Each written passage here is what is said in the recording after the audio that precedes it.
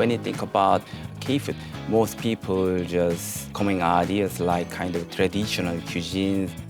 But what I really found out is I call it Koreanizations.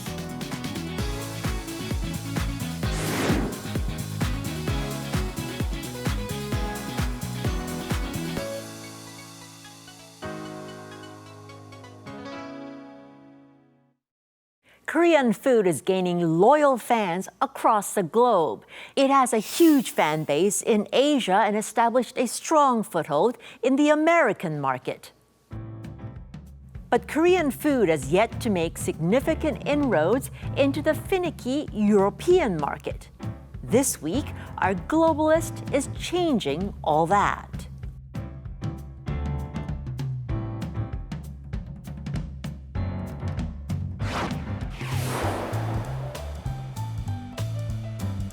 Kim Jik is the founder and CEO of Louetlang, a Korean startup that has successfully launched and nurtured Korean food in one of France's biggest supermarket chains, Carrefour.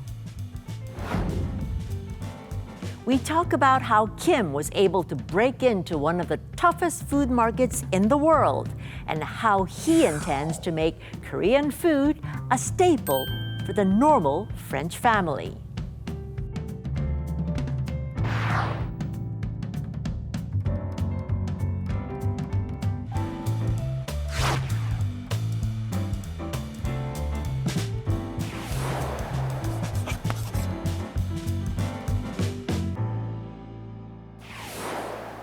So, welcome to the Globalist. Nice to meet you. Yeah, thanks for having me. Oh, it's great for you to be here. Let's start right off. I saw you in Paris in May at the Koreanexpo. Right. You had a pop-up store at the Koreanexpo. There were a lot of Parisians there. Were you surprised? Yeah, it was really amazing event, and then it's over than our expectation. So we ran out of stock with huge responses. Really? You ran out of all the food that you brought on the first day, because it was a 3-day event, Yeah, right. So it was a surprise to you. And why was it a surprise? Did you think that maybe people didn't know Korean food? Because it was quite short period of the event, and then it's like the first time we hold that kind of big event. So we didn't have any customer data because we do mainly the grocery retail business, and this is very limited to meet the direct customers. So even though we have big volume of these sales, but this is almost our first time to meet the customers. Wow. Yeah. I also want to sort of talk about your grocery business. I mean, Carrefour, it's France's biggest supermarket chain. How did you get in? And what's the significance of that? Yeah, Carrefour is one of the top retailer supermarket in France. And let me put this way. Actually, the Louetlang, my company, is started as a startup 2021 in Korea.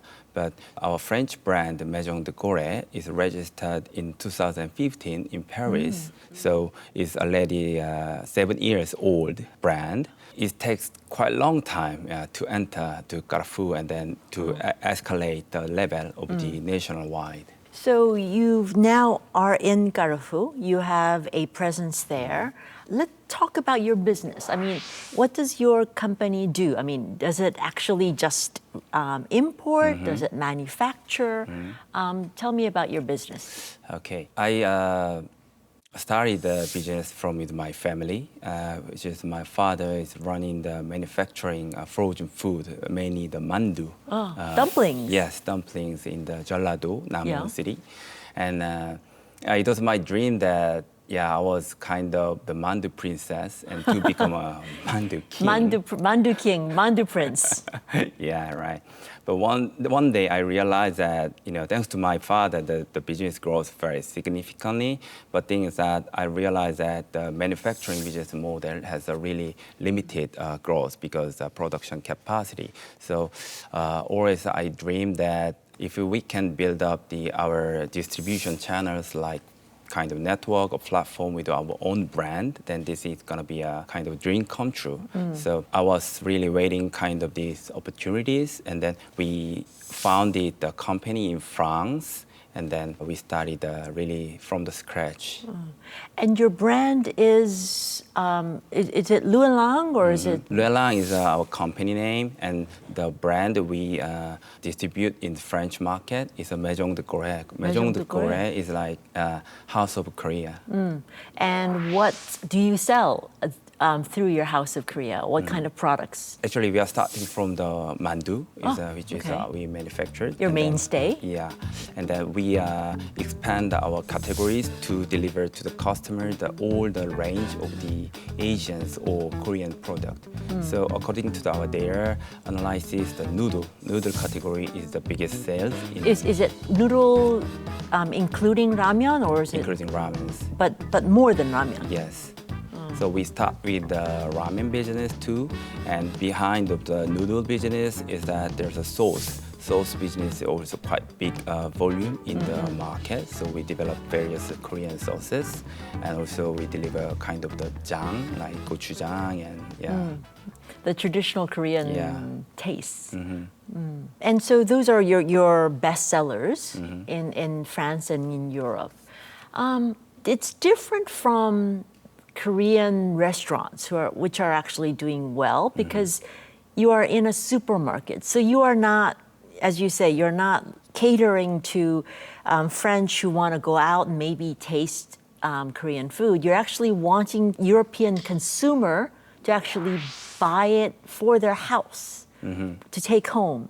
Is it a different approach?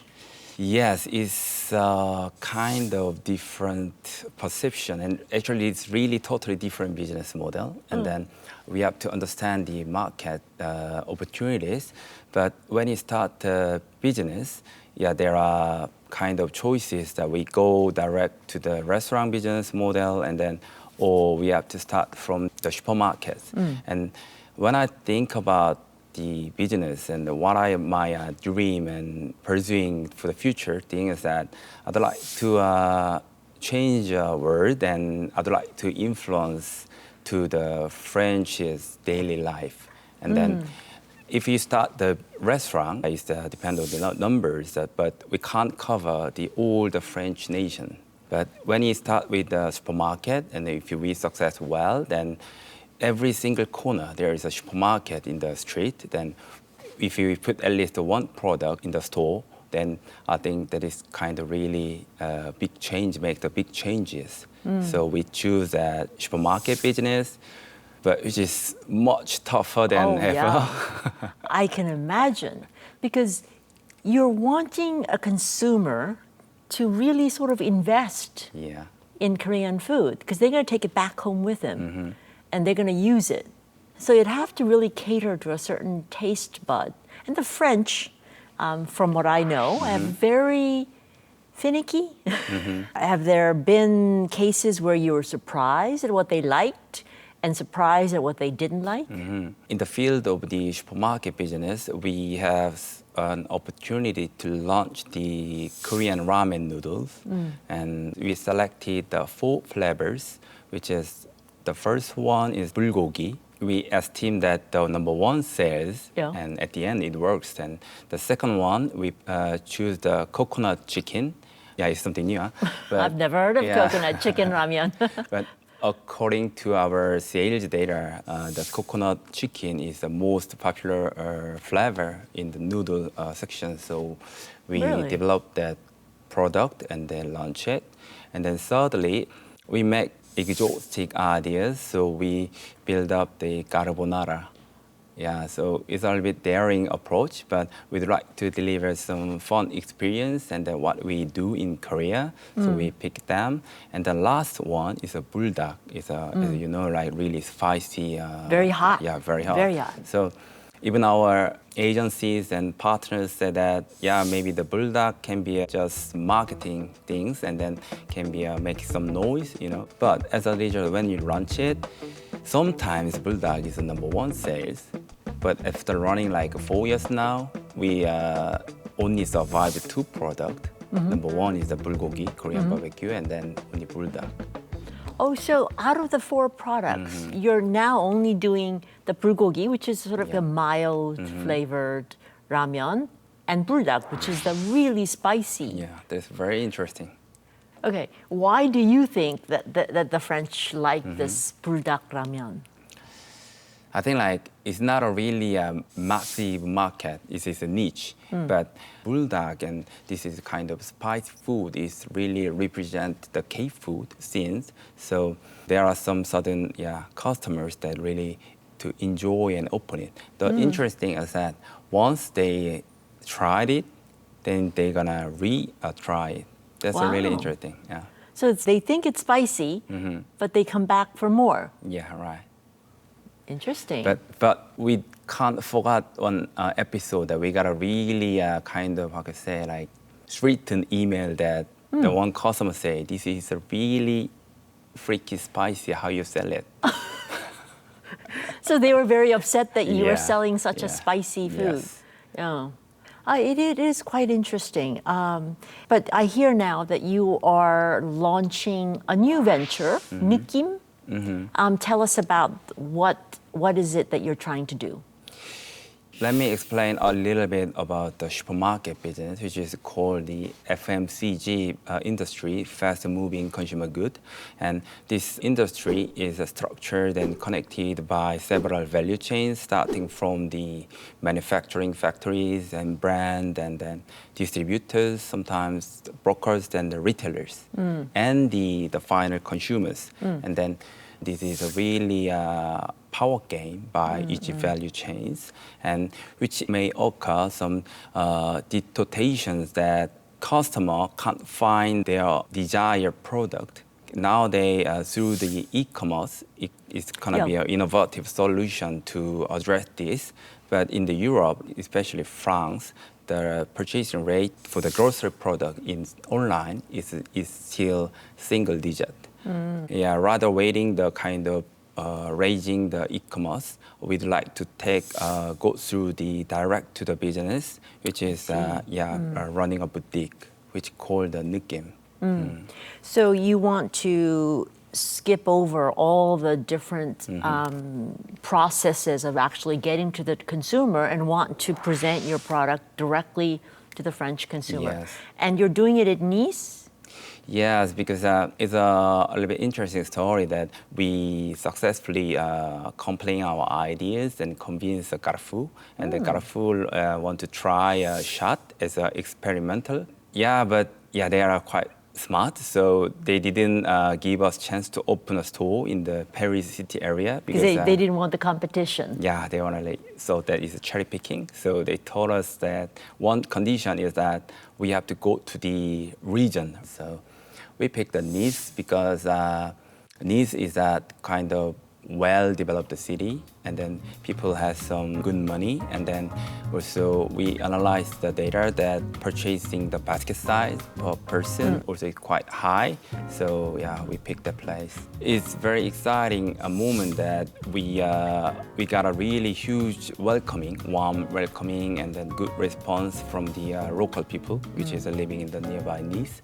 And then customers is also interesting that they like really Korean food, and they don't have any chance to do. So let's say we are the only one place who deliver the KFood in the Nice area. It's Côte d'Azur, it's south of France. So it's very interesting. Yeah, some customers coming from the Marseille, which is almost 1.5 years by car, like that, and then amazing. Yeah. So anyone that needs a fix of Korean food in that region has to go to 느낌. Yes. Nice.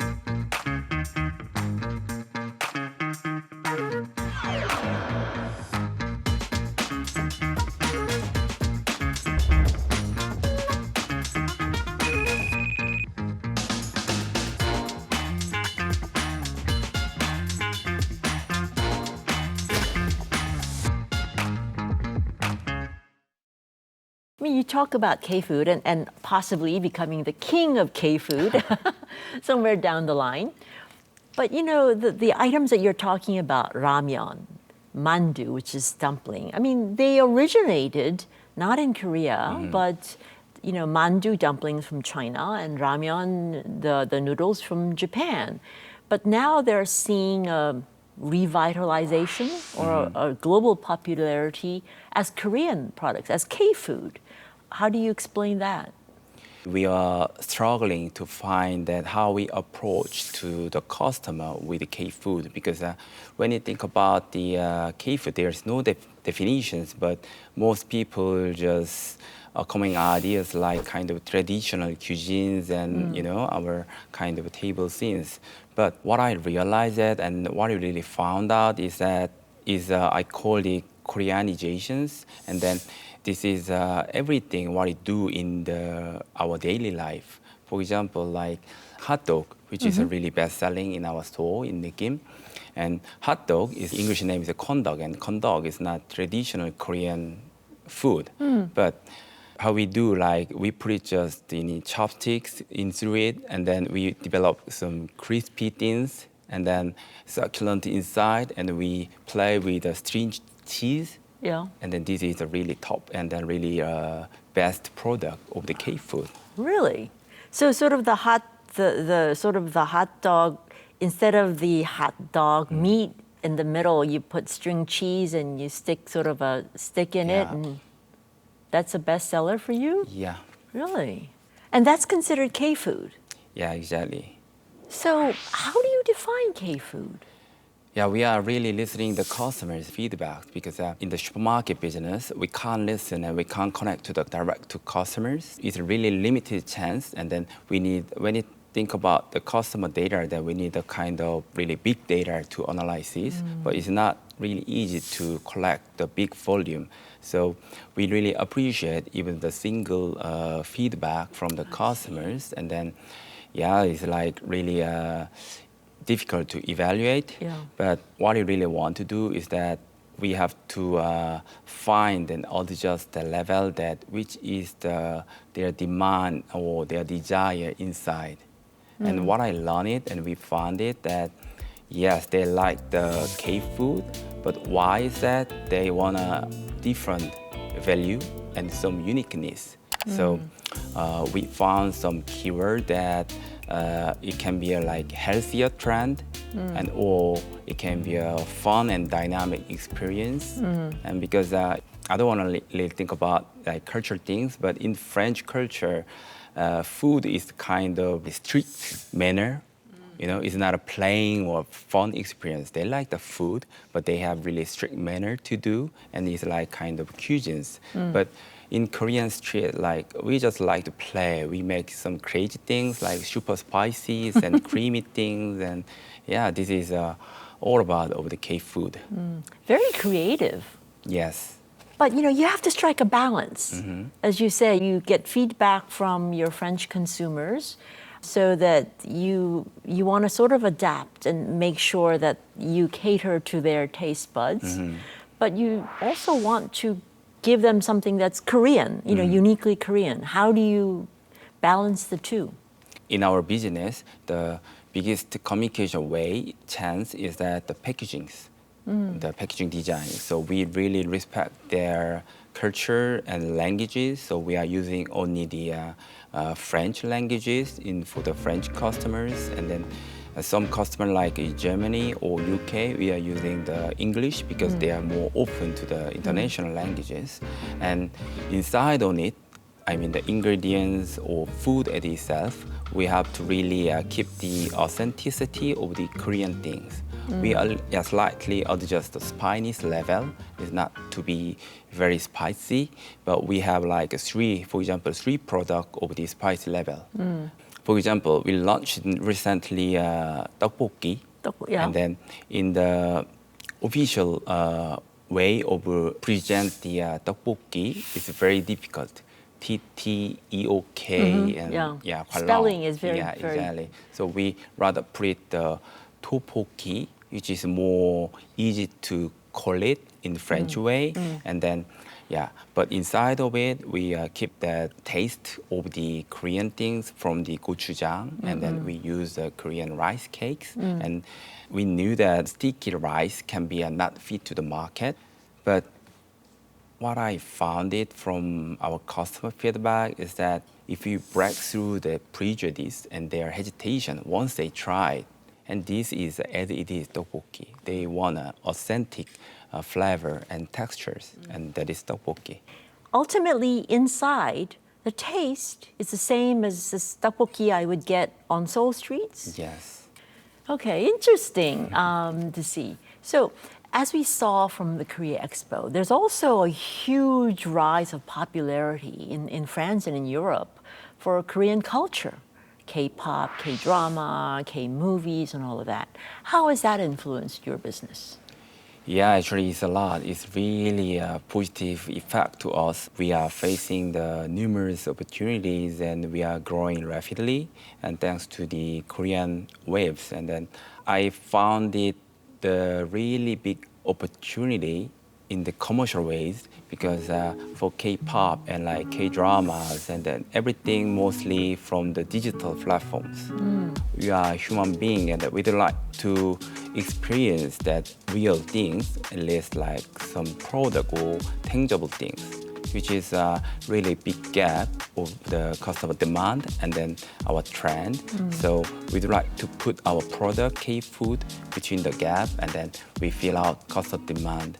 So before that kind of big hit of the K waves, we are really struggling to find out how we reach or approach our Korean product to the customers. But after that Korean wave, huge success with the Netflix and K-pop scenes, we have really confidence that we can deliver the K-food just as it is. For example, we say tteokbokki is a tteokbokki, and then we put some Korean street names like Shinsadong or Insadong, like that. Everyone knew it.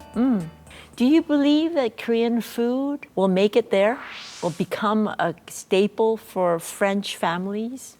Yeah, it's like kind of a rising product. We need to see how it grows, but we are opening doors. Food is like kind of cultural approach, so it's really difficult to the initial stage. But once they try it and open their mind, then it's gonna be their comeback. What products do you offer that you think is going to be a long-term kind of product that will determine changing taste buds of French families? I think it's not easy. Yeah, let's say the noodle ramen is like steady seller for sure, but rather than noodles, I think like also tteokbokki is quite interesting product. And then we got a really huge feedback from customers, and then it's like convert to our sales growth. And plus, according to the market data, Asian product 40% from the noodles, and after 40% from the sauces. But when you think about in our culture, there's no really table sauces for us. Not Korean type Yes, of table right. sauces. So it's not easy to create some kind of a new category of food, but I believe that there are really huge potential for Korean table sauces in the market. So when you say Korean table sauces, there's already gochujang or doenjang, but we're talking something that is more refined? Yes, it's gonna be like, easy to enjoy or like easy to put their daily food. So it's something you want on the table of a French family Yeah, and they exactly. will use every day. Exactly. Interesting. So what's next? I hear you're moving to Paris. Yes, indeed. Why? Yeah, because we see the really high opportunities and the really big potential for our business. And then, as I said, that the entrepreneur has to be in the market to listen to the customers, and that we have to learn from it, and that we have to lead the growth from there. That's why I need and I have to go. So you will be a Parisian marketing to Parisians. Yeah, Well, good luck to you. thank you. So that's it for me. Next week, I will be back with another globalist who is putting Korea on the map. Son Jie, out.